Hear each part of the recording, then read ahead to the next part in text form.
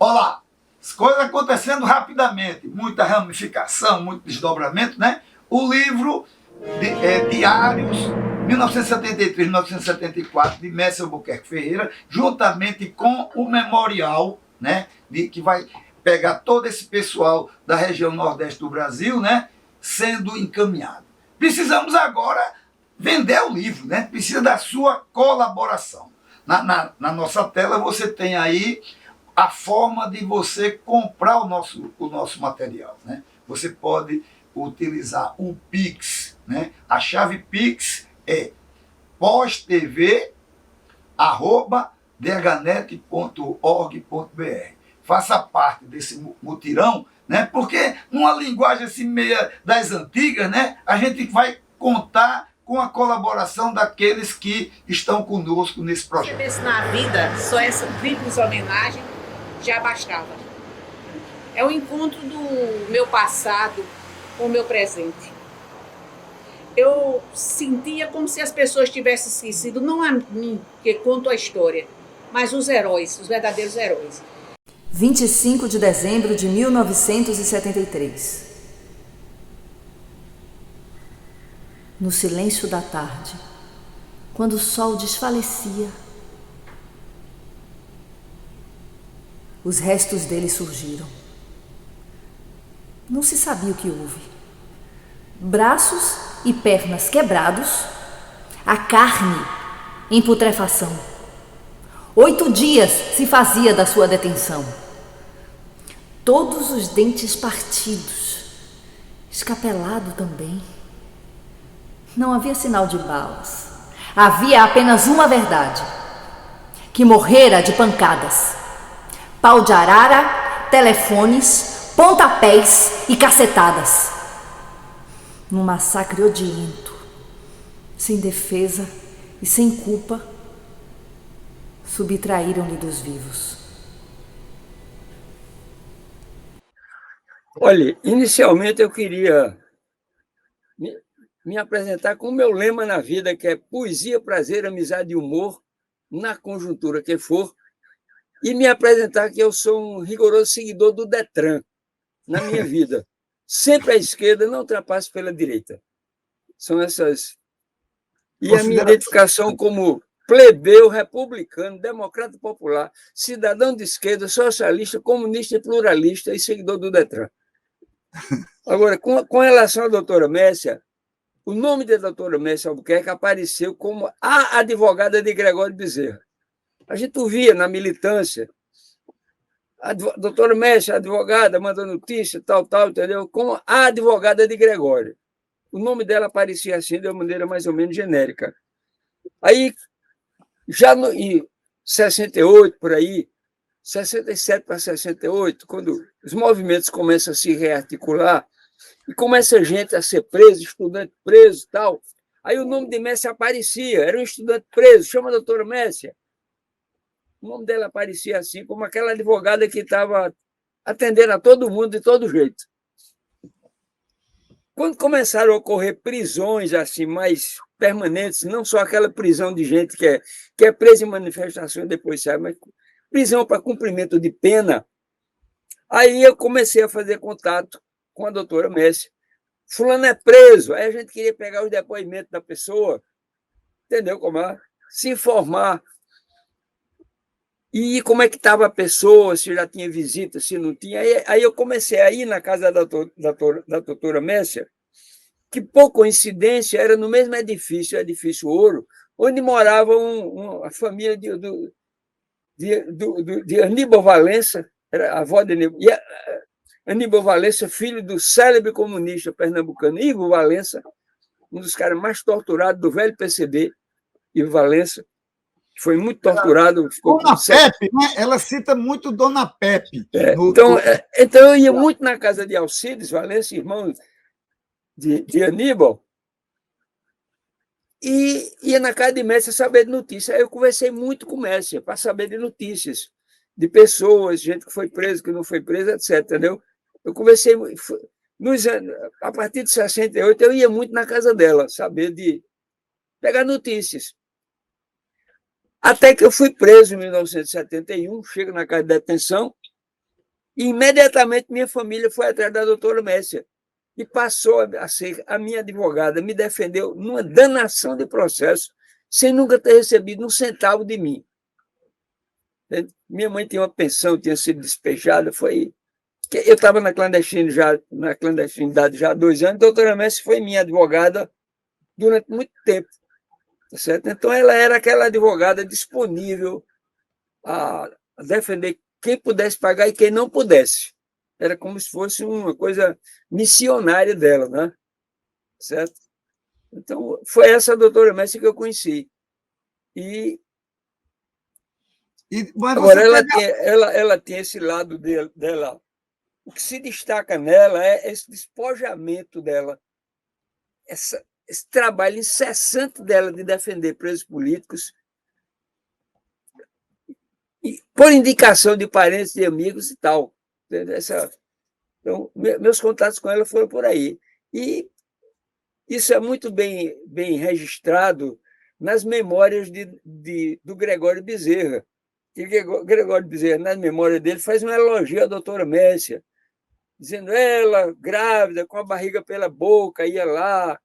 Ela era ainda concluinte do curso de Direito, quando advogou para Gregório, inicialmente ligada ao escritório de Paulo Cavalcante, como estagiária no escritório de Paulo Cavalcante. Depois ela começou a assumir por conta própria, entendeu? E manteve essa trajetória até o fim da vida, esse despojamento. Sabia notícia, informava as famílias, etc., etc., entendeu? E quando, durante todo o trajeto que a gente teve na casa de detenção do Recife, onde eu fiquei até 78, ela também se incorporava aos advogados. Aí foram surgindo outros advogados também, defendendo presos políticos, como Paulo Henrique Maciel também, que merece destaque. Gerson. Ela cita muito um Gerson. Mas quem tinha mais ligação de visitar os presos, ficou com uma ligação meio pessoal, foi o Paulo Henrique Maciel, entendeu? Inclusive foi meu advogado também. Entende? Então, Messia é uma espécie de doutora Wanda Sidu, que existe, que foi minha advogada também de Natal, doutora Wanda Sidu. Eu fui defendido por essas 2 mulheres advogadas, né? E depois que houve a anistia, que não havia mais, Messia ficou como uma fonte de depoimentos históricos, né? Os arquivos dela são muito importantes, né? Você chegou a ler você, na verdade, sim, nós convidamos o O material que vocês colocaram, fazer eu li, né? uma das orelhas, né? Então você teve acesso eu já li. Nessa semana que entra, eu termino esse trabalho. Entendeu? Mas meu depoimento sobre Messi é isso, é o despojamento dela, tá certo? Ela foi minha advogada até uma certa altura. Depois, eu solicitei ela que não fosse mais a minha advogada, porque ela era muito emotiva e ela teve um processo que era um processo absolutamente artificial, movido contra mim, porque eu iria sair da prisão com 5 anos e meio de prisão, sem liberdade condicional. Então, estava perto de sair da prisão.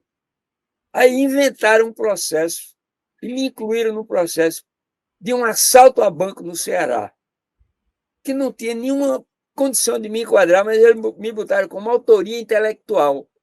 E nesse processo, todos os militantes que participaram desse assalto a banco e defenderam como ação revolucionária e tal, disseram que eu não tinha nada a ver com a história. Não tem nenhum depoimento me envolvendo na ação. E alguns ex-companheiros que deram uma guinada, aquela coisa de adesão de preso político ao sistema. O cara disse que foi pressionado, botaram um revólver na cabeça dele, ele teve que participar e tal.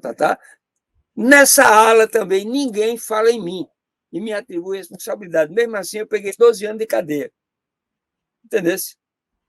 Aí, resultado, num desses processos, onde houve uma sessão aqui na auditoria, esse processo foi pela auditoria do Ceará, mas teve uma parte, um corréu desse processo, que teve essa atitude, Messi era minha advogada e a advogada dele no mesmo processo, aqui no Recife. E ele dizia no processo que tinha sido coagido por a gente a participar de ações armadas. Messi foi minha advogada dele, defendeu ele e defendeu a mim, no mesmo processo, na mesma audiência. Aí eu achei que não tinha mais sentido, e foi nesse momento que eu pedi a ela para não ser mais minha advogada, agradecendo a ela tudo que ela tinha feito por mim. Porque como ela tem uma ligação muito afetiva, muito maternal, digamos assim, ela quis defender o cara, independentemente da posição política dele. Entendeu? Mas para mim ficava inconveniente. Ela chegou a defender Gessino, né? E No você mesmo vê... processo, ela me defendeu ardorosamente. E no mesmo processo, na mesma audiência, defendeu o outro preso com o argumento de que nós tínhamos coagido ele e tal. Aí eu achei esquisito. Uhum. Aí eu pedi para ela Mas, não me defender Marcelo, mais. veja só, a gente está falando de advogados, a gente está falando de uma época, né? Eu gostaria que você fizesse uma síntese, né? Quem era esse Marcelo Mário de Mello que foi defendida por Messia? Começa aí, você começa no Partidão, política estudantil, faz Rapaz, aí olha, eu cumpri todas. um levantamento aí sobre tua vida. Eu cumpri todas as fases de um cidadão de esquerda. Primeiro, eu fui um democrata. Respeito à maioria, não sei o quê, tal, tal. Aquele sentimento de injustiça com os pobres, etc. Depois, eu fui um nacionalista ferrenho. Era anti-americanista e nacionalista. Pronto, bem nacionalista mesmo. Era democrata, nacionalista e sensível com o sofrimento do povo. Aí, em 1960, com 16 anos, eu participei ativamente da campanha presidencial, Marechal Teixeira Lott contra Jânio Quadros. Jânio Quadros ganhou. Então, aí, nesse processo, aí você vai se politizando nas manifestações públicas, nos discursos comunistas falando, Revolução Cubana, debates, conferências. E eu era aluno do ginásio pernambucano, onde já existia uma célula, uma base do PC. E eu fui observado pelos comunistas, que começaram a me dar material do partido. Eu comecei lá e fui me politizando. Aí eu fui ficando cidadão mais socialista e menos nacionalista e democrata só. Aí comecei a ler e fui chamado para entrar na base do ginásio pernambucano no começo do ano, em abril de 1961. Eu virei um comunistinho do ginásio pernambucano. E tive a sorte de, logo na chegada, ter o tal do curso básico. Era um curso básico para os militantes, com 7 aulas. Aí você aprendia o que era classe social, o que era luta de classe, o que era Estado, o que era estratégia, o que era tática, o que era socialismo, o que era comunismo. Pronto. Aí deu aquele arejamento na minha cabeça. E aí começa a leitura, ler livro. Aí eu saí da esfera de leitura nacionalista e democrática para a esfera de livro marxista, comunista. Aí eu fui ler Manifesto Comunista. Comecei a literatura marxista-leninista a partir daí. Entende? Aí, quando é em 61, eu entrei no PC em abril, quando é em 1961, na campanha de 60, nós perdemos a eleição, ganhou o Jânio Quadros, eleito presidente do Brasil. Só que, naquele tempo, o vice-governador era votado. O vice-presidente. O vice-presidente era votado. Então, foi eleito o Jânio Quadros, que tinha como vice-presidente o banqueiro Milton Campos, e o Marechal Teixeira Lott perdeu para Jânio Quadros, mas João Goulart ganhou para Milton Campos. Ficou o vice-presidente João Goulart. Parece que teve até mais votos do que Jango, ou igual a Jango. Altamente bem votado. Com 7 meses de governo, Jânio Quadros, que era um representante típico da direita psiquiátrica, renunciou ao governo no momento em que João Goulart está numa missão comercial na China. Então, Os 3 ministros militares brasileiros dão uma nota, era Odile Denis, Grumos e Silvio Reck, os 3 comandantes militares do Exército, Marinha e Aeronáutica, dão uma nota pública dizendo que não é conveniente que o presidente assuma. E há um clima de golpe militar em todo o Brasil. A maioria dos governadores de estado eram de direita, então apoiaram o golpe. Aí tinha Mauro Borges, que era um coronel do Exército, que é janguista, que foi contra o golpe em Goiás. Né? Tinha Seixas Dória. Seixas Dória, em Sergipe. E tinha o governador do estado do Rio, que eu esqueço o nome dele também. Mas eram 3 ou 4 governadores. Agora, Brizola era o governador do Rio Grande do Sul. Então, Brizola automaticamente pega a Brigada Militar do Rio Grande do Sul, que é uma brigada poderosa, que é um estado de fronteira, fechou os limites do estado,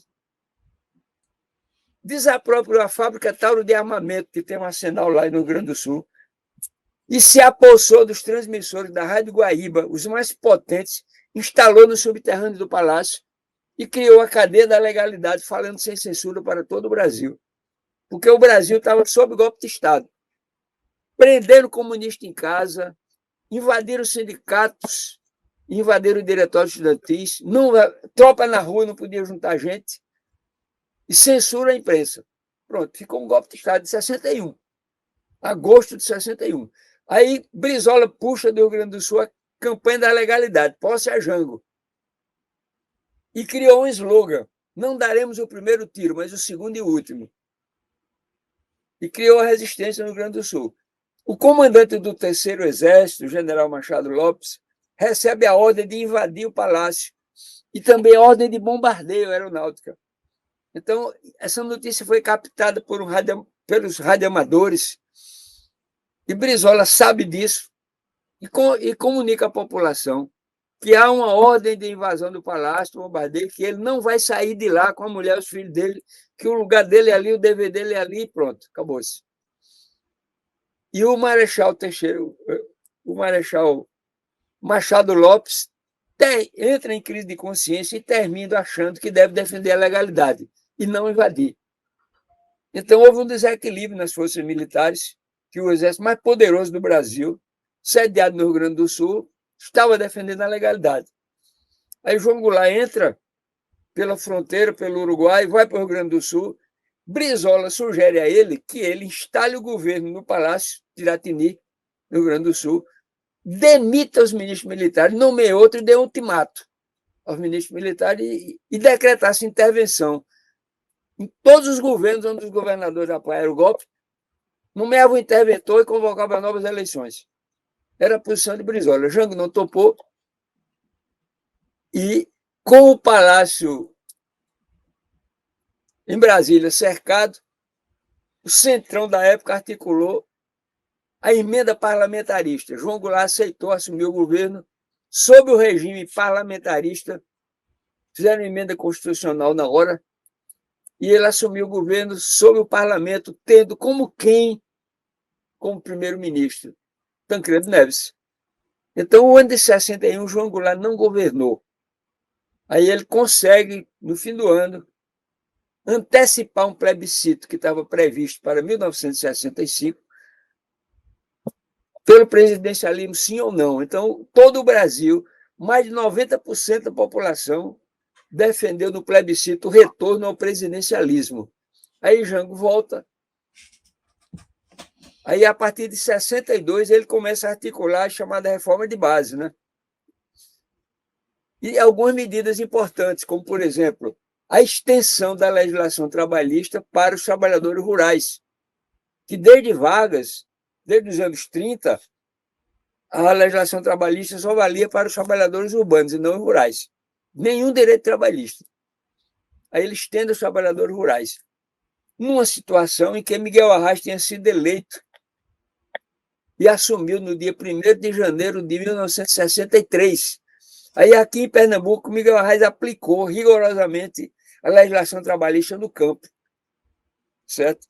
Então, quando eu entrei no PC em abril, peguei logo em agosto a rebordosa da tentativa de golpe, da campanha da legalidade, né? E foi a minha primeira prisão.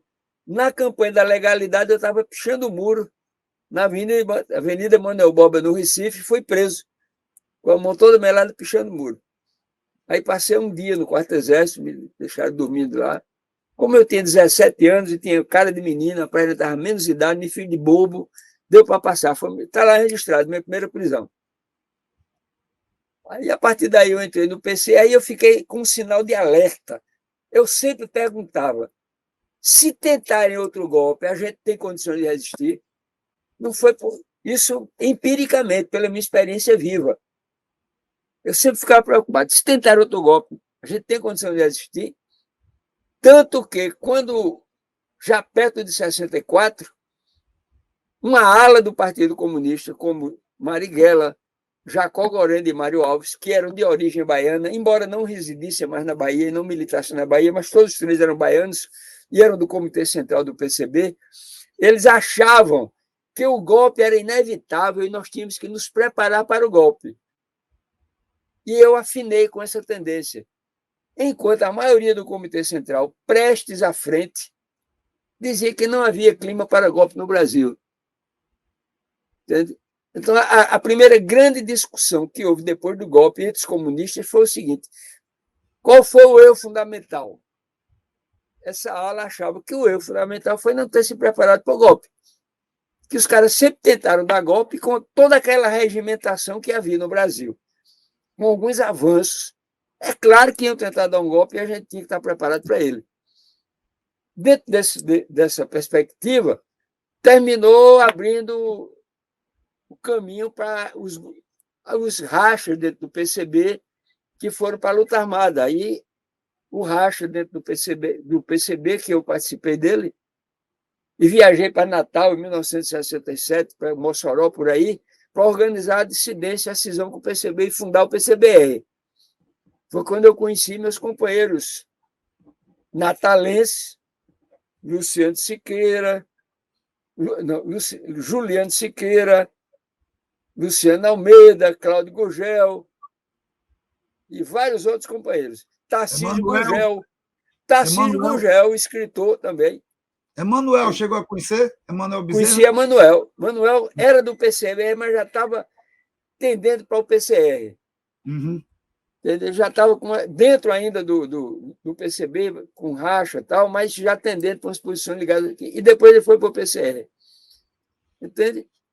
Então, a minha trajetória é essa, né? Aí depois a gente funda o PCBR, eu vou para a direção regional do PCBR, aí depois, sempre trabalhando na imprensa, né? Eu sempre trabalhei na imprensa, a imprensa do Jornal Estudantil Clandestina, ajudando em revisão do jornal do PCB aqui, o jornal A Hora,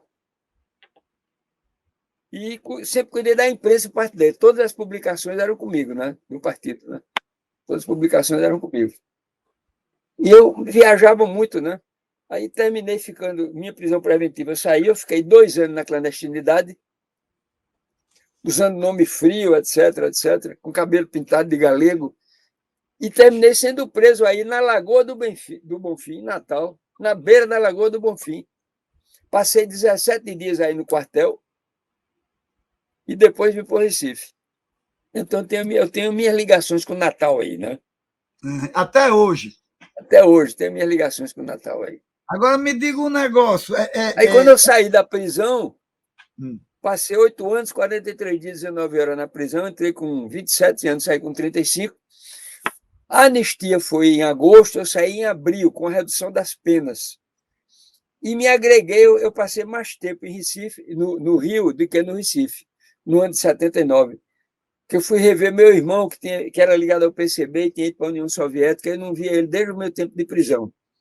E eu fiquei atuando lá no Comitê Brasileiro de Anistia. Aí eu disse, olha, enquanto tiver preso político, eu estou atuando no Comitê de Anistia. E lá no Rio, eu acompanhei as primeiras discussões de 79 em torno da fundação do PT.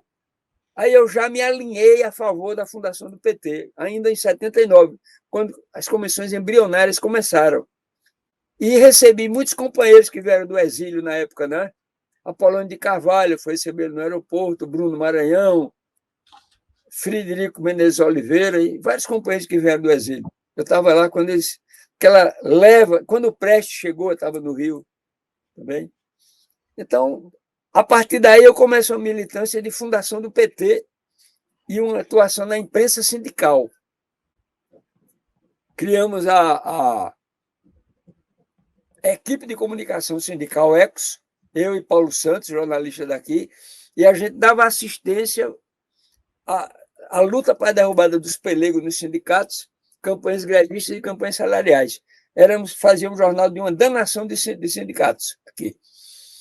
Fiquei até 86 nisso. Aí, em 86, eu começo a atuar na gerência cultural. Passei 3 anos como diretor de Você cultura participou do jornal O Povão? Eu fui redator do Povão, e quando o Rubem Lemos, Rubem Lemos, Chico de Assis. Chico de Assis saiu, ficou eu e Rubem Lemos. Foram quantos números do jornal O Tiramos, Povão? eu acho que 20 e poucas edições. 20 e poucas edições. Uhum. Eu era redator do Povão, e quando o Rubem saiu, eu fiquei. Legal. Tinha o nome de Rubem lá, mas eu fiquei lá na edição. Aí dê continuidade aí a esse negócio. Aí depois eu fui trabalhar em gerência cultural, né? Fui diretor da Fundação de Cultura durante 3 anos, fui presidente da Fundação de Cultura, fui diretor da Fundarp aqui, na gestão de Graciliano Ramos, de Ariano Suassuna, fui presidente 1 ano da Fundação de Cultura de Caruaru, fui assessor de imprensa da Fundarp e trabalhei em assessorias fui assessor de Fernando Lira, assessor de Pedro Eugênio, deputado petista daqui, fui assessor de imprensa de João Paulo, de Jorge Gomes, do PSB. Trabalhei em assessoria de imprensa, basicamente, e sempre fazendo trabalho de revisão de texto, revisão de tese de mestrado, doutorado, não sei o quê, essas coisas, ligadas a texto, a produção de texto, né? Edição de texto. E o meu último trabalho ligado à imprensa foi assessor de comunicação da Fundação Joaquim Nabuco durante os 2 mandatos de Lula e um mandato de Dilma e meio. Eu fui assessor da Fundação Joaquim Nabuco. E sempre a política com a literatura? Ou... Sempre. Literatura e política sempre. Quer dizer, o primeiro livro é de que ano?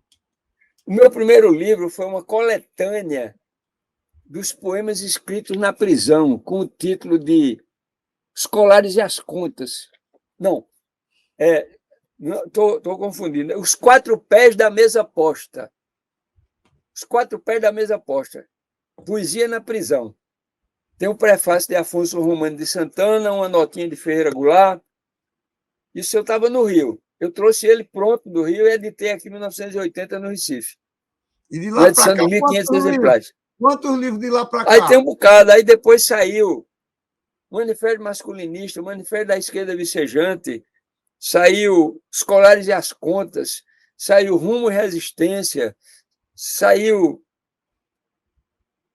o livro de Perfil Parlamentar de Josué de Castro para a Câmara Federal, o Perfil Parlamentar de Davi Capistrano para a Assembleia Legislativa de Pernambuco, o perfil de Davi Capistrano Filho na área da saúde para uma conferência de saúde, e os livros que eu publiquei recentemente, que é o Dicionário Poético Militante, o Adversos Resistentes, esse aí corresponde ao período Bolsonaro, Adversos Resistentes, neofascismo não, e o Dicionário Poético Militante corresponde à era Temer. E agora eu estou com um livro que eu estou fazendo a pré-venda dele, que são 100 e poucos sonetos, tratando de diversos blocos temáticos, né? E coloquei mais 3 livros para o meu produtor aqui, um para a Lei Funcultura Estadual de Pernambuco, um para a Lei Aldir Blanc e um para a Lei Paulo Gustavo. Estou com 3 livros disputando nas leis de incentivo para ver se aprova, e um por minha conta, que é Arco, Vida, Íris e Vires. Arco, Vida, Íris e Vires.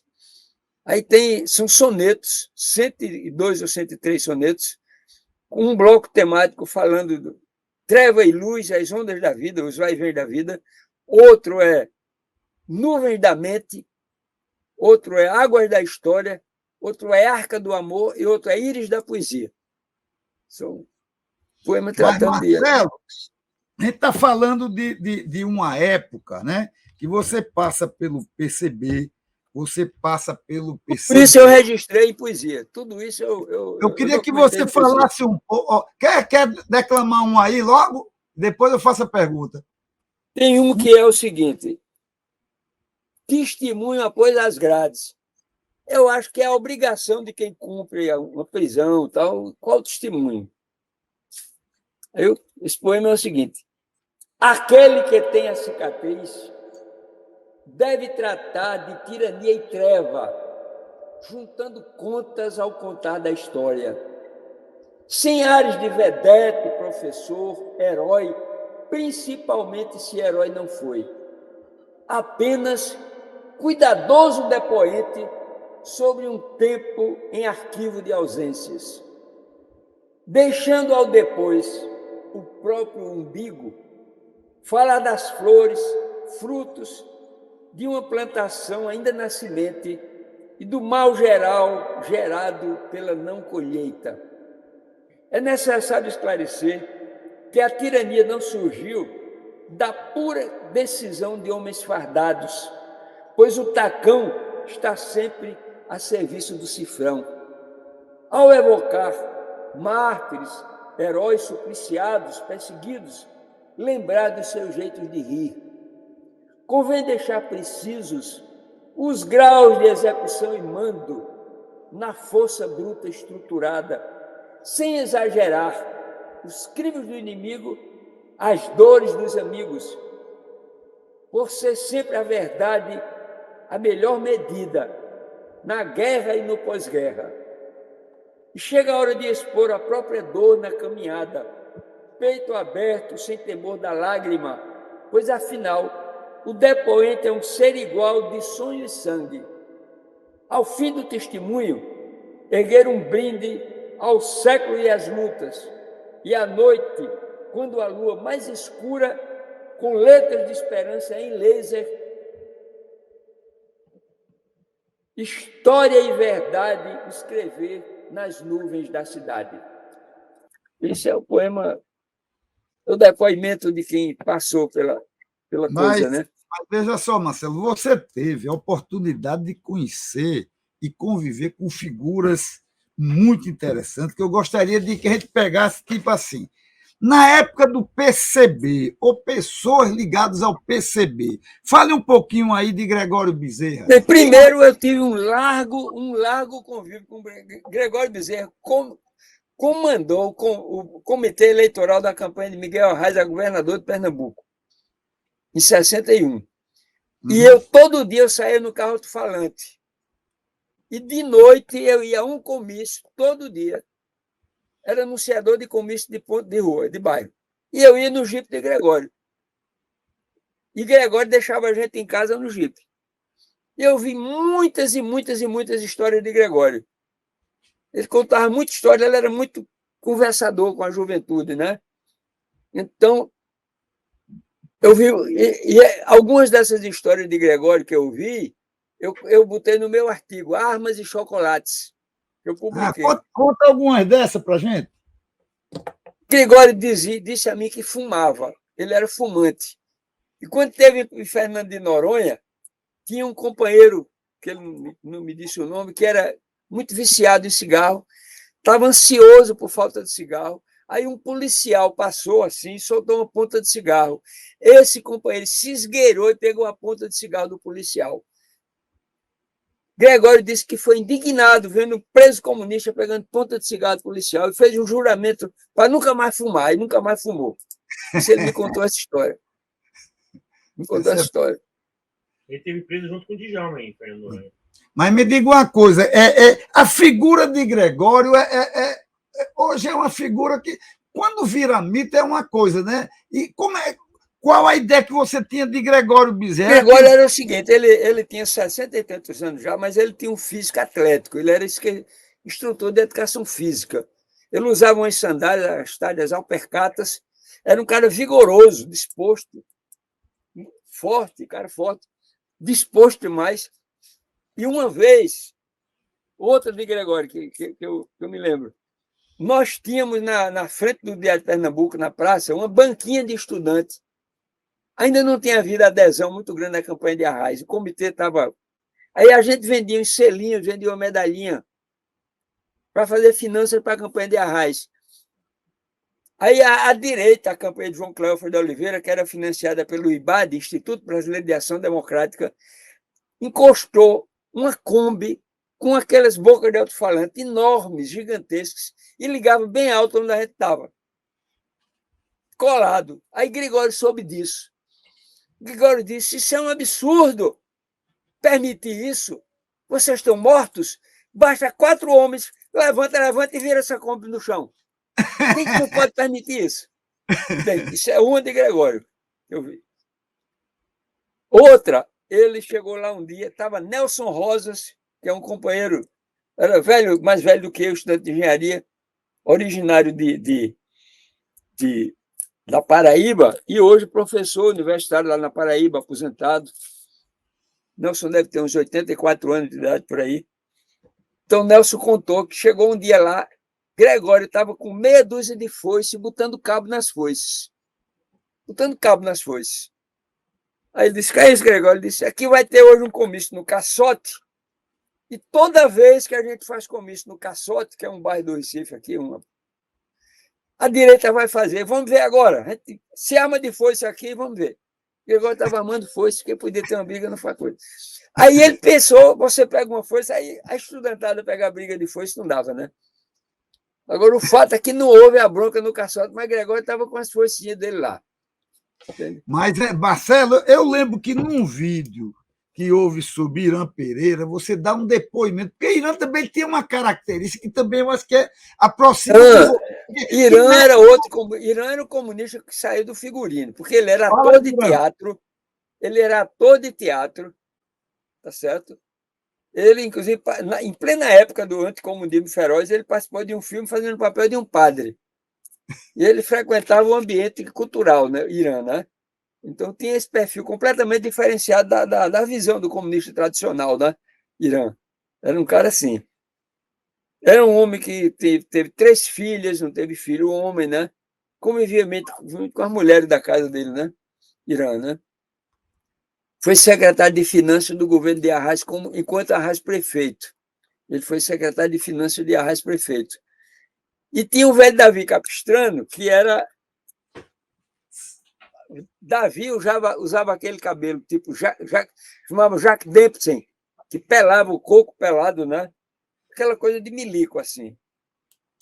Andava com aquele paletó dele, era austero, rigoroso e disciplinado.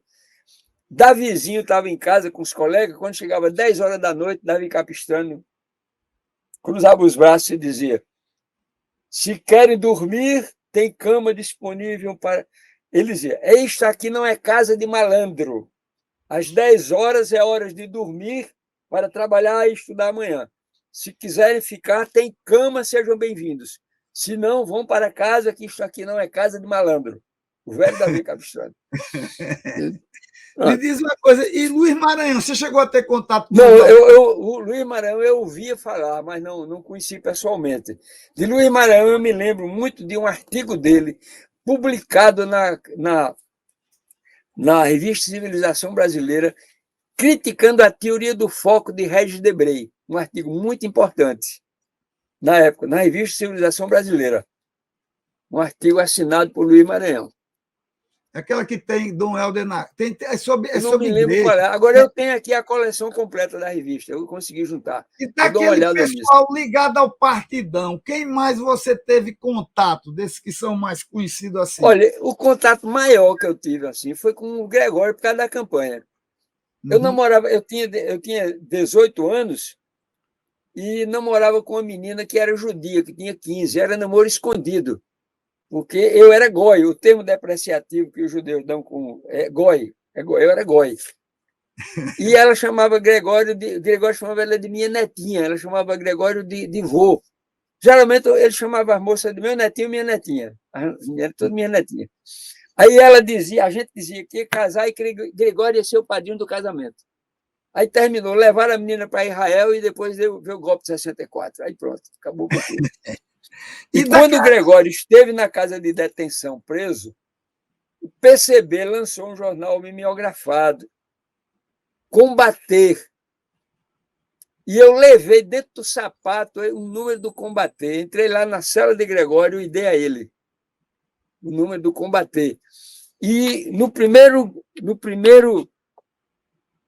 romper de ano de 1964, já tinha passado aquela fase imediata de tortura de tudo. Aí liberaram a visita para as famílias de presos políticos, virando a noite, na casa de detenção. E eu rompi ano lá com os presos políticos. 64. Gregório, todo mundo lá. Um monte de gente preso. Clodomir Moraes estava preso lá, Gregório Bezerra, João Virgínio, Ivo Valença, um bocado de gente. Aquela comunistada todinha daquela primeira leva, estava quase todo mundo preso lá. Eu conheci também, agora, depois, em reuniões, um que eu conheci antes também, que era um antigo comunista daqui, foi Miguelzinho Batista, pequenininho. Miguel Batista acho que tinha menos de 1,50 m, vereador do Recife, líder dos Tecelões vindo da Paraíba, vereador do Partido Comunista aqui. Foi preso, foi anistiado, foi vereador depois da abertura. Miguelzinho Batista era uma dificuldade, porque os velhos comunistas, quando a gente começou a se encontrar com ele na clandestinidade, Davi Capistrano deixou crescer bigode, entendeu? Deixou o cabelo crescer, tudo bem. Miguelzinho não tinha disfarce pelo tamanho dele. Ele era vereador do Recife, desse tamanho. E ele era largo, era corpulento, era baixinho e corpulento. Não tinha como, mano, Miguelzinho vivia o tempo todinho socado. Aí eu recebi a tarefa, logo depois do golpe, Miguelzinho estava na casa de um amigo, trancado dentro do quarto sem poder sair. No momento em que o partido já tinha um esquema clandestino. E eu recebi a tarefa de fazer contato com o Miguelzinho para ele entrar no esquema da direção estadual do PCB, né? Junto com Irineu Ferreira, com Davi Capistrano e com Zé Raimundo da Silva, que era bancário também, que eu tive um certo contato com ele. Aí a gente vai para a resistência ao golpe de 64, reorganizar o partido na clandestinidade. Aí depois, reestruturação do movimento estudantil. Aí depois tem a fase de disputa interna no PCB para a fundação do PCBR. Né? Uhum. Aí a gente criar o PCBR na região Nordeste. Aí depois eu sou deslocado para atuar no Comitê Central, vou para o Sul. Aí volto para o Nordeste, sou preso. Aí entro no PT, sou fundador do PT aqui em Pernambuco. Fui presidente do diretório do PT na 7ª Zona Eleitoral. E tive toda essa atuação na área de cultura e na área de imprensa sindical. Me dediquei a ser jornalista sindical mesmo. Né? E quando eu não tinha não estava mais trabalhando profissionalmente na imprensa sindical e fui ocupar cargo de gerência cultural, eu fiquei colaborando com o jornal alternativo daqui, o Rei da Notícia, que era uma espécie de pasquim pernambucano, o Rei da Notícia. Eu era colaborador do Rei da Notícia até ele encerrar, eu fui colaborador do Rei da Notícia.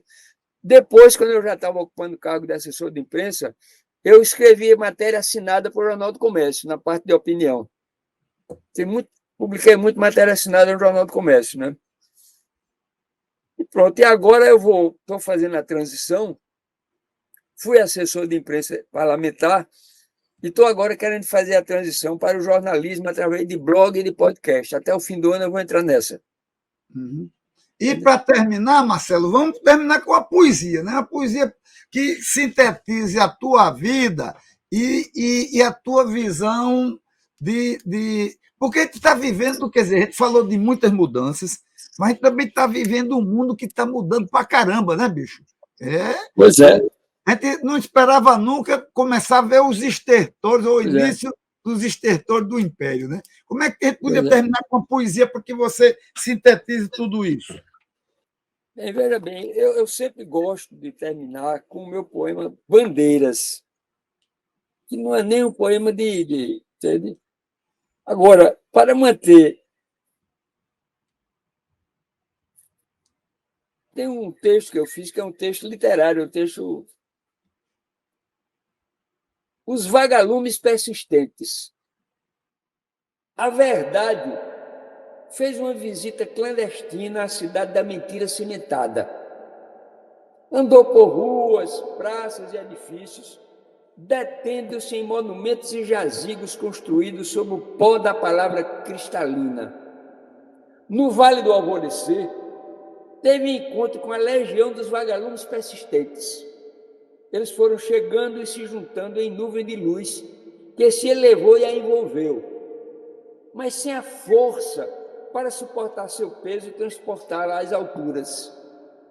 A verdade lhes disse que teria de se empenhar mais, atravessando o tempo, multiplicando-se e alargando a nuvem, até formar um palco em que ela, um dia, no cenário da linha do horizonte, sob as cores do arco-íris e coroada com raios de sol, retiraria a máscara, o manto, a roupa, mostrando o corpo nu encandecido.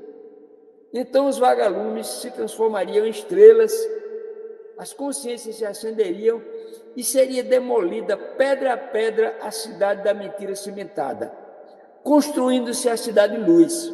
Até lá, sendo indispensável a persistência dos vagalumes, multiplicando-se e alargando a nuvem toda a vida. Isso é uma coisa, essa ideia dos vagalumes e estrela, né? Uhum. Outra que eu digo é o seguinte: o pessoal fica muito preocupado, eu sinto que tem uma neurose militante. O sujeito vai envelhecendo, somando décadas de militância, e não vê as mudanças sociais. Aí vai se sentindo frustrado, desencantado e pode entrar em depressão política. Aí eu digo, companheiro, militância política não é investimento na caderneta de poupança. Que você está investindo e tem que ver o resultado. Entende? Aí eu fiz um poema longo, que eu vou dizer um pedaço dele, falando disso. A vida de uma pessoa é um colar de contas ano a ano. A vida de um país se conta em colares de décadas e séculos. Os ritmos da história não cabem nos quadrantes do relógio, nem podem ser guardados no cofre ou no casaco de ninguém. Mas sem as horas e os minutos militantes, retarda-se a história, também movida a sonhos bem guardados. Então, Marcelo, agradecemos demais a tua participação, meu irmão. Eu acho que geralmente a gente discute muito política, mas às vezes fica meio pesado. Eu acho que a poesia, né, e o lirismo ajuda muito a gente seguir em frente. Muito obrigado. Agora olhe, só para, já que você falou nisso, o Manifesto da Esquerda Vicejante, que ficou 11 anos na gaveta e foi publicado em 1985, eu digo o seguinte: esse livro passou 8 anos na gaveta, 11 anos na gaveta. Para a comodidade do autor e para a infelicidade geral da esquerda, não tive que mudar uma vírgula, porque tudo piorou. Eu fiquei lá. Aí, nesse manifesto, eu identifico expressões da esquerda de quem vai, de quem vem, direita de quem vai. Liberal de sala VIP, democrata de cobertura, social-democrata de condomínio fechado, comunista 5 estrelas, anarquista de salão, agitador de corredor, ativista de sala de espera, cacique jovem guarda, pré-candidato a cacique, liderança com outdoor e transparência com vidro fumê. Agora, na pós-modernidade surgiram as organizações neogovernamentais, o pelego pós-moderno, que é o pelego vinculado a partido de esquerda, e substituindo o guerrilheiro de mesa de bar, que tem que fazer um grande esforço de ir para um bar e reunir meia dúzia, pelo franco atirador de internet. Não precisa mais ir para o bar, basta apostar. É um adendo. Um grande abraço, Marcelo. Muito Um abração. obrigado. Tchau. Meu irmão, então acho que eu não sei o que rolou com o Perli, mas depois ele pode bolar uma outra jogada. Tá bom? Bem, estou disponível. Grande abraço, meu irmão. Obrigado pelo seu tempo. Valeu.